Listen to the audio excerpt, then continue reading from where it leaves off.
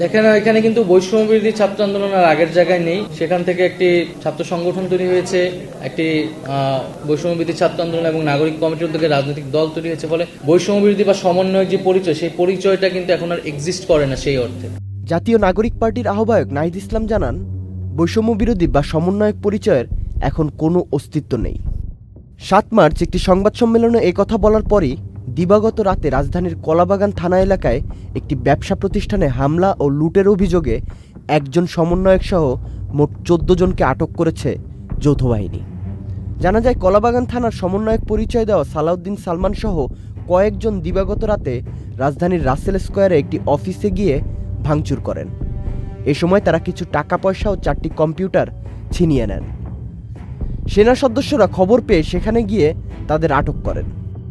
এক পর্যায়ে কলাবাগান থানা পুলিশও ঘটনাস্থলে যায়।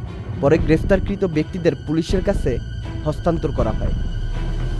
বৈষম্য বিরোধী ছাত্র আন্দোলনের কলাবাগান থানার সমন্বয়ক পরিচয় দেওয়া সালাউদ্দিন সালমান সহ মোট 14 জনকে আটক করেছে যৌথ বাহিনী। অফিস ভাঙচুর ও লুটপাটের অভিযোগে তাদের আটক করা হয়। ঢাকা মহানগর পুলিশের নিউ মার্কেট অঞ্চলের সহকারী কমিশনার তারিক লতিফ বলেন, যৌথ বাহিনীর অভিযানে 14 জন আটক হয়েছেন। ভাঙচুর ও লুটপাটের ঘটনায় মামলার বিষয়টি প্রক্রিয়াধীন রয়েছে। মারুফুজ্জামান, চ্যানেল আই।